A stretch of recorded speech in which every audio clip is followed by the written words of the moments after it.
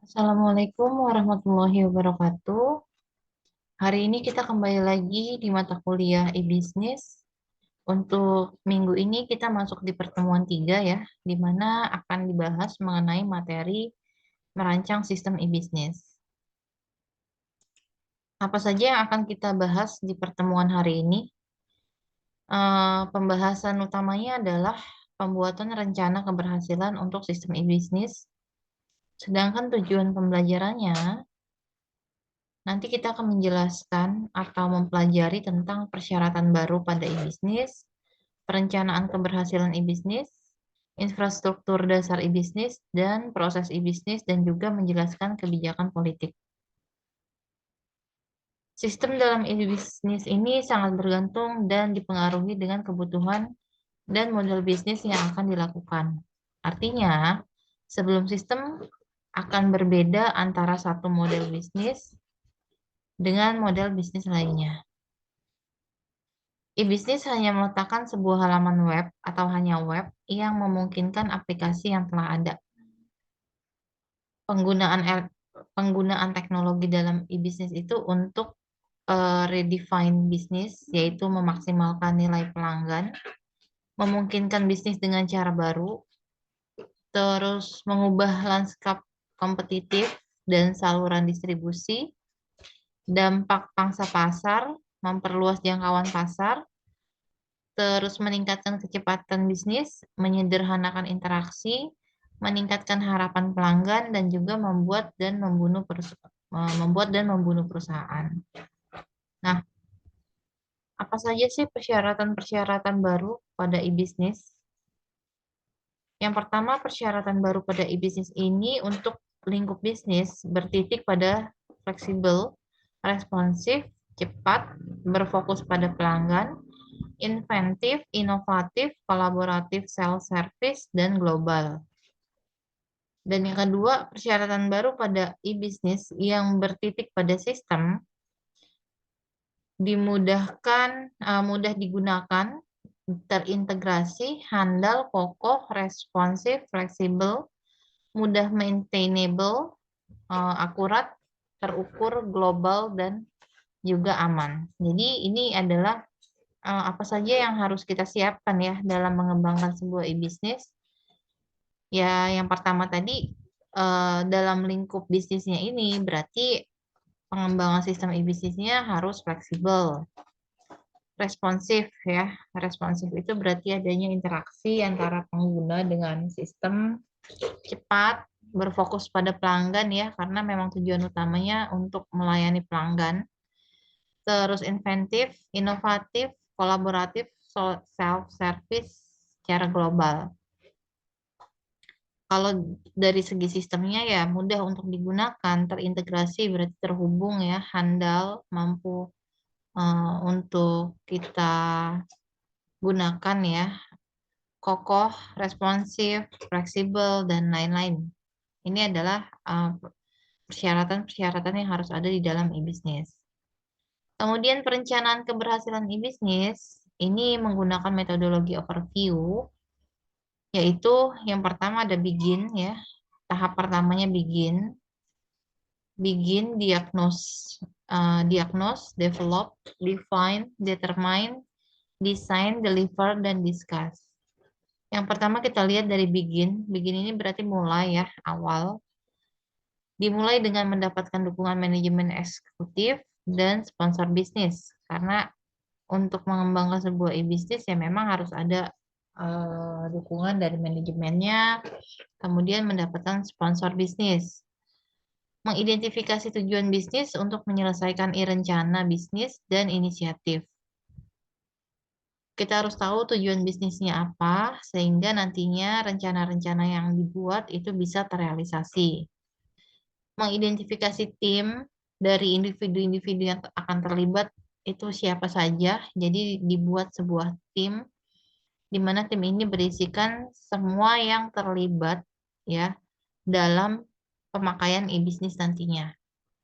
Garis besar proses perencanaan yang akan digunakan, mengembangkan rencana komunikasi, menguraikan bagaimana anggota organisasi tim, dan akan tetap mengikuti kegiatan. Jadi maksudnya rencana komunikasi ini adalah bagaimana nantinya setiap anggota tim ini akan saling berkomunikasi, apa aja yang harus dibahas, kemudian kaitannya nanti ketika dibutuhkan informasi-informasi yang dibutuhkan dalam pengembangan e-bisnis ini, masing-masing anggota itu tahu mereka harus berkolaborasi dengan siapa atau berkomunikasi dengan siapa. Kemudian yang terakhir adalah mengumumkan proyek kepada organisasi. Jadi setelah deal semuanya tahap awal ini, maka disetujui proyek mulai dikerjakan. Kemudian di tahap yang kedua adalah diagnos. Diagnos ini adalah mendiagnosis tren dan bagaimana mereka dapat mempengaruhi organisasi. Jadi kita mencari ya tren terbaru dalam pengembangan e-bisnis itu saat ini apa, model aplikasi yang seperti apa yang banyak diminati oleh pelanggan. Dokumen lingkungan saat ini dan mendiagnosis kekuatan dan bidang perbaikan, mengidentifikasi para pemangku kepentingan dan mendiagnosis proses mereka, mendiagnosa industri dan dampak eksternal serta nilai rantai. Kemudian bisnis mendiagnosis kekuatan, kelemahan, peluang, dan ancaman. Nah, ini yang eh, kita kenal dengan istilah analisa SWOT ya. Jadi mencari kekuatan, kelemahan, peluang, dan ancaman bisnis. Itu apa? Develop yaitu mengembangkan proposisi, nilai serta nilai pengiriman proposisi, mengembangkan strategi bisnis, dan metrik untuk mengukur keberhasilan dan kemajuan dari strategi.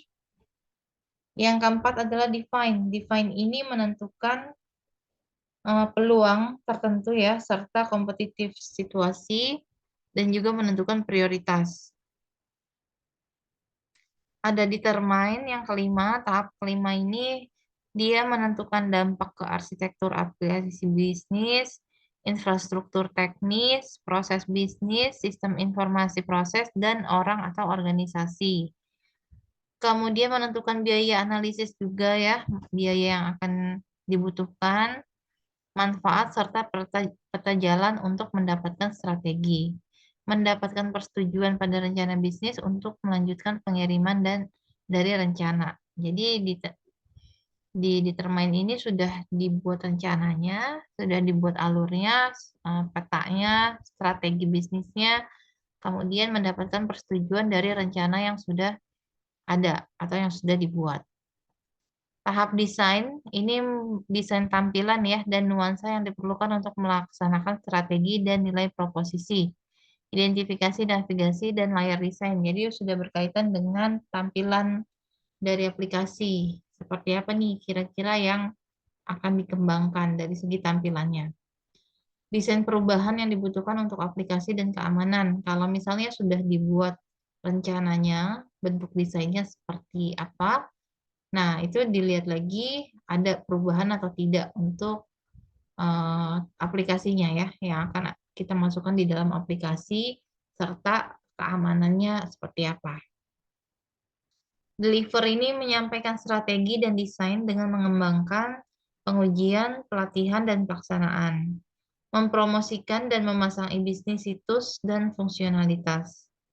Sedangkan discuss di tahap terakhir diskusi hasil usaha e-bisnis dengan mendapatkan umpan balik dan menganalisis, menentukan tindakan yang diperlukan. Jadi, dari aplikasi e-bisnis yang sudah dijalankan, sudah dibuat kemudian dijalankan, nah kita eh, menganalisis feedbacknya, umpan balik ke perusahaan itu dari sisi pelanggan ya, dari luar tuh bagaimana respon mereka terhadap aplikasi yang sudah ada. Responnya baik atau mungkin ada beberapa yang kesulitan kah atau masih ada errornya atau mungkin ada yang belum bisa menggunakan aplikasi ini. Nah, ini nanti akan dikumpulkan laporan-laporannya sebagai bahan untuk membuat keputusan di masa yang akan datang. Kemudian infrastruktur dari bisnis yaitu arsitektur hardware, software, konten ya, isi dari aplikasinya, dan data yang digunakan untuk memberikan layanan e-bisnis untuk karyawan, pelanggan, dan mitra. Jadi ini yang dibutuhkan ya dalam infrastruktur e-bisnis, hardware-nya, spesifikasi hardware-nya seperti apa, kemudian software yang dibutuhkannya apa, konten itu berarti isi yang akan kita sajikan tuh nanti apa, informasi apa yang akan kita sajikan, dan data-data yang digunakan itu ada apa aja sih untuk memberikan layanan e-bisnis ini digunakan oleh karyawan, pelanggan, ataupun mitra. Jadi kalau kita ngomongin internet ya, di dalam internet ini kan bisa mengakses apapun ya, dari sosial media, blog, kita lihat yang viral sekarang tuh, kemudian networking, jaringan ya, marketing untuk pemasaran, dan kita bisa mengakses website. Ini yang nantinya akan kita manfaatkan dalam pengembangan e-bisnis. Ini aplikasi, platform ya, contohnya adalah Serambi, infrastrukturnya apa saja, dan isi aplikasinya ini apa sih, isi dari aplikasi ini apa aja. Dan di luarnya adalah perangkat-perangkat yang akan mengakses si platform Serambi ini. Jadi Serambi ini ibaratnya nama dari sebuah aplikasi bisnis ya, di mana isinya itu ya ada aplikasi apa saja isinya, dan infrastruktur yang dibutuhkan itu bagaimana, sehingga nantinya bisa diakses melalui perangkat ponsel, laptop, pakai personal komputer, pakai desktop, dan tablet. Proses e-bisnis adalah arus kerja dari bahan baku ya. Jadi alur kerjanya atau lalu lintas suatu bahan baku, informasi, dan juga pengetahuan dari seperangkat kegiatan atau aktivitas. Proses juga mengacu pada cara unik di mana manajemen memilih untuk mengkoordinasikan pekerjaan. Setiap bisnis dapat dilihat sebagai sekumpulan proses bisnis.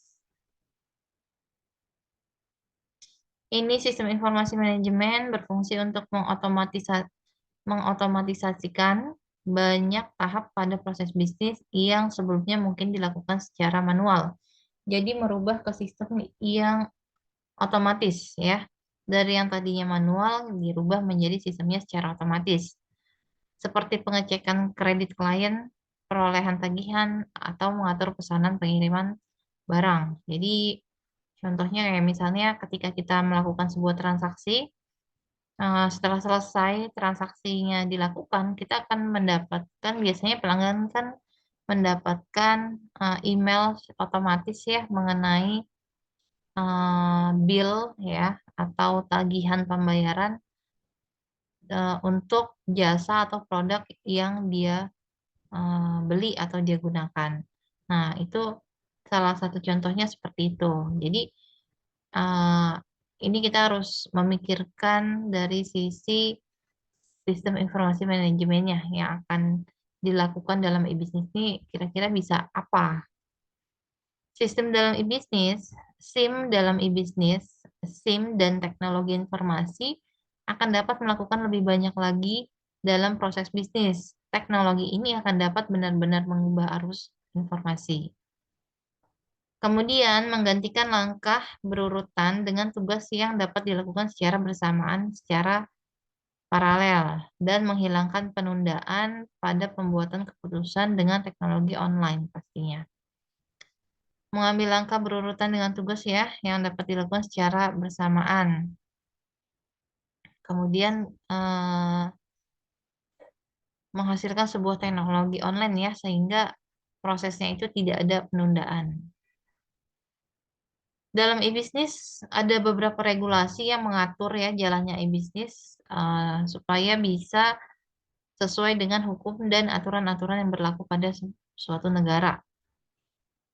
Hal yang mungkin dihadapi berkaitan dengan kebijakan publik, yang pertama, bagaimana mengadaptasi mekanisme transaksi formal yang secara hukum dilindungi, yaitu tanda tangan dan saksi-saksi.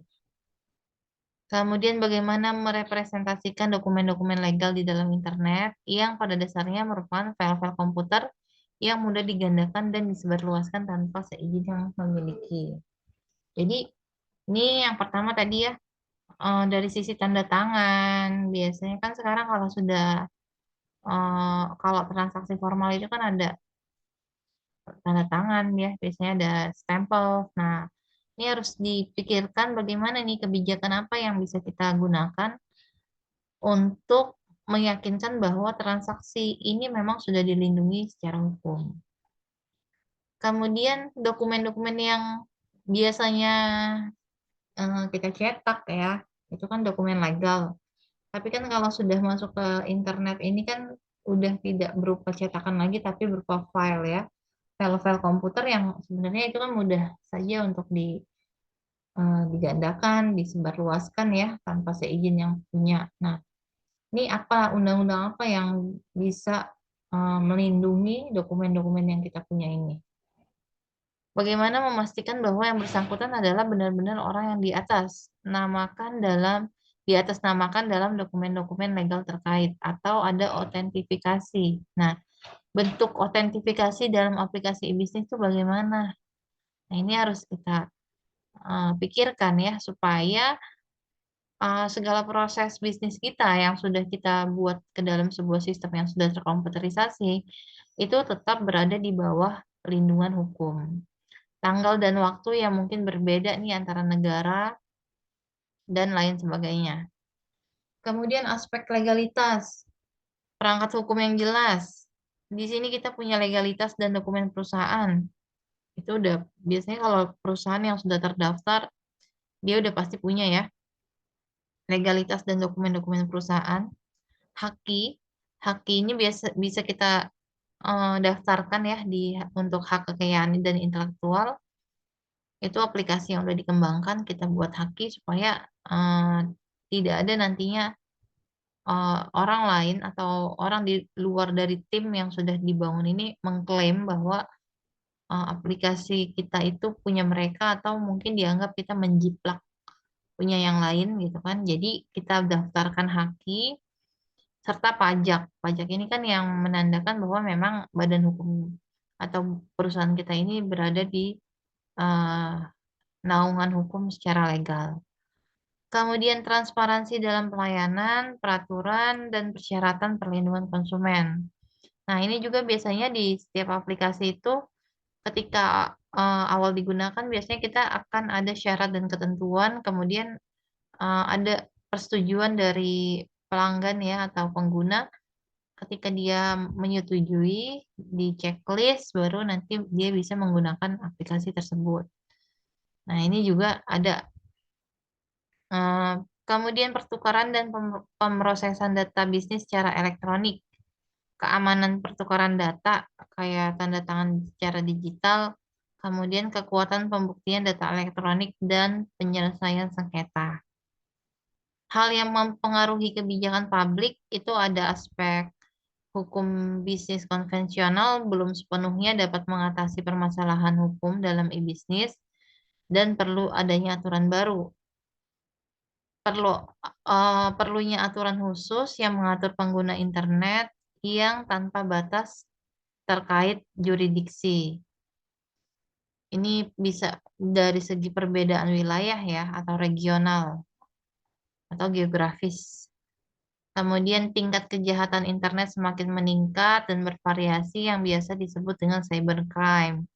Nah, apa nih kebijakan-kebijakan yang bisa dilakukan oleh pemerintah untuk melindungi baik itu perusahaan, pelanggannya, ataupun pengguna-pengguna eh, in- pengguna-pengguna internet lainnya ya, masyarakat umum, publik. Nah, negara perlu menerapkan hukum khusus yang biasa disebut dengan istilah cyber law.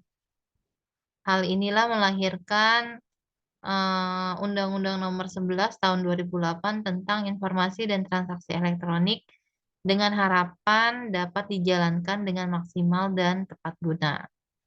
Jadi semua yang berkaitan dengan transaksi elektronik itu ada undang-undangnya di dalam UU ITE. materi atau konten UU ITE dapat terlihat pada bagian di bawah ini. Ini cakupan dalam Undang-Undang ITE ya. Apa saja sih? Nah, ada di sini semua. Ini berkaitannya dengan informasi teknologi dan elektronik. Produk hukum e-bisnis di Indonesia, regulasi dan kebijakan yang telah diatur pemerintah Indonesia terkait dengan e-bisnis bisa kita lihat di aptika.kominfo.go.id, di halaman utama, kemudian halaman produk di page 7. Untuk merancang sistem e-bisnis, hal yang dilakukan adalah perencanaan. Hal ini terkait dengan strategi tools yang dipakai. Yang pertama, membeli software e-bisnis siap pakai. Kelebihannya apa? Lebih simpel, karena biasa diproduksi secara massal ya, mass product. Jadi, eh, pengembang aplikasi ini dia sudah membuat produknya secara massal atau dalam jumlah yang cukup banyak. Mudah dipelajari dan mudah diimplementasikan. Support service, ini ada layanannya. Biasanya pengembang ini yang akan melakukan maintenance secara langsung.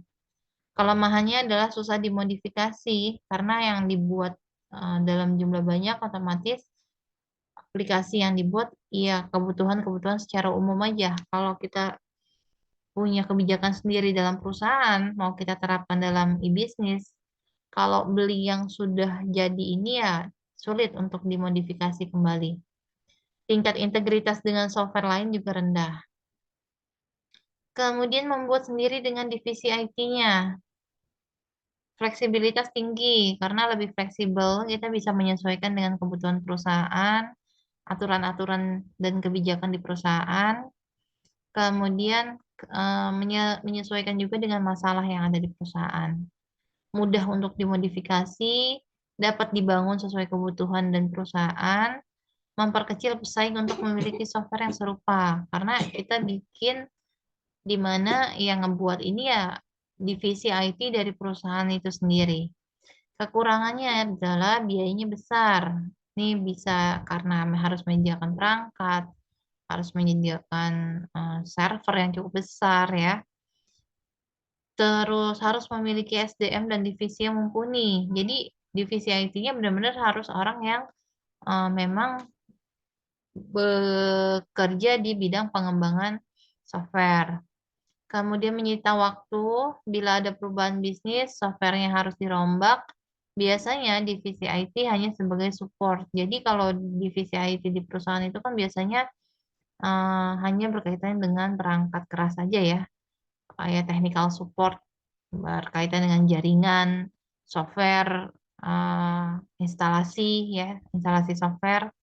Tapi jarang sekali ada divisi IT di perusahaan yang bisa sebagai tim pengembang produk. Nah, kemudian bisa juga pembelian komponen atau modul dan mengintegrasikan modul-modul yang ada dan dikustomisasi sesuai kebutuhan perusahaan. Kelebihannya murah, diperjualbelikan secara ecer, bisa dilakukan perubahan secara cepat, tingkat skalabilitas dapat disesuaikan, durasi implementasi yang singkat, komponen siap pakai dan mudah dipahami. Kelemahannya adalah kemungkinan penurunan kinerja software, perusahaan harus memiliki blueprint, perlu SDM yang bisa mengoprek untuk customize. Atau ada tools alternatif lainnya ya yang bisa digunakan secara gratis dan powerful seperti PrestaShop, Joomla, nah dan tools-tools lain ya contoh-contohnya. Ini tools yang memang sudah jadi bisa kita gunakan secara gratis. Kelebihannya murah, gratis ya, gampang dikustomisasi, tidak terlalu membutuhkan basic programming karena ini biasanya yang sudah jadi, dukungan penuh dari pengembang dan komunitas. Kekurangannya kemungkinan kemiripan sistem antar pengguna sangat besar. Terus banyak sponsor atau banyak iklan. Membuat sendiri dengan divisi IT-nya dengan pembuatan web, maka perlu dilakukan hal-hal di bawah ini. Ada langkah-langkah yang harus kita lakukan kalau kita mau bikin aplikasi itu bikin sendiri, perusahaannya bikin sendiri dengan tim IT yang ada di perusahaan itu. Apa saja langkah-langkahnya? Yang pertama ya menentukan ide atau produk yang mau kita buat. Apa aja dibuat daftarnya yang kita suka, kemudian sortir daftar tersebut, pilih yang paling disukai apa, tentukan bahasa yang akan kita gunakan dalam bisnis online. Bahasanya bahasa Indonesia, bahasa Inggris, atau bahasa yang lain. Lakukan riset produk yang akan dijual sesuai dengan topik bisnis yang telah ditentukan, lebih spesifik, lebih baik. Kemudian research, kita melakukan penelitian atau riset pasar. Kapan memulainya, modal dan kemungkinan hasil yang didapat, siapa calon pelanggannya, siapa calon pesaing, masalah yang mungkin akan dihadapi, dan cara menyelesaikan masalah tersebut. Nah, ini harus kita lakukan risetnya nih. Harus kita tahu, cari tahu. Kumpulkan konten, ini buat konten yang asli dan menarik, buat konten yang bermanfaat dan kaya akan informasi. Jadilah diri sendiri ya, be yourself dan kreatif, jangan bertele-tele, libatkan pengguna, gunakan bahasa manusia atau tata bahasa yang baik. Update website secara berkala. Seperti yang dikatakan Google ya, kami ingin sekali mendengar tentang situs Anda yang diperbarui setiap minggu. Kemudian membeli nama domain ya, nama aplikasi kita, pilih nama yang sesuai, pilih fitur-fiturnya sesuai, simple dan mudah diingat, gunakanlah TLD yang sesuai, hindari penggunaan angka dan tanda hubung, jangan menggunakan nama domain yang berbau sara. Ini biasanya untuk alamat situs web kita ya, jadi kita beli. Beli atau tentukan share hosting, beberapa pertimbangan sebelum membeli hosting itu space ya, kapasitasnya, operating systemnya yang digunakan apa, web server, engine scriptnya yang berarti bahasa pemrograman yang digunakan atau yang disupport sama si eh, hosting tersebut, database engine-nya yang disupport oleh penghosting tersebut ya, dia bisa mensupport database apa, hosting manajernya menggunakan apa, bandwidth-nya berapa, lokasi servernya di mana, dan jumlah domain atau subdomain yang bisa kita dapat setelah kita membeli satu domain. Kemudian web design dan programming, ini ada beberapa yang harus kita ada nih. Silahkan dibaca. Promosikan website kita ya, bisa melalui forum, media video seperti YouTube, tukar link, bikin newsletter, feed, bikin kartu nama, cari kita memanfaatkan search engine kayak Google ya, supaya ketika orang ketik sesuatu yang berhubungan dengan bisnis kita, langsung muncul nama bisnis kita tuh paling atas.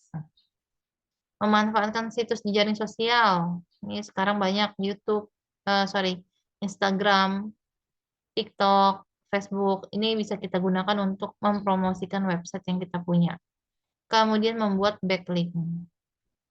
Oke, itu saja materi kita untuk hari ini. Sampai di sini. Kurang lebihnya saya mohon maaf. Jika ada yang ingin ditanyakan, bisa kita diskusikan di WhatsApp grup. Saya akhiri. Wassalamualaikum warahmatullahi wabarakatuh.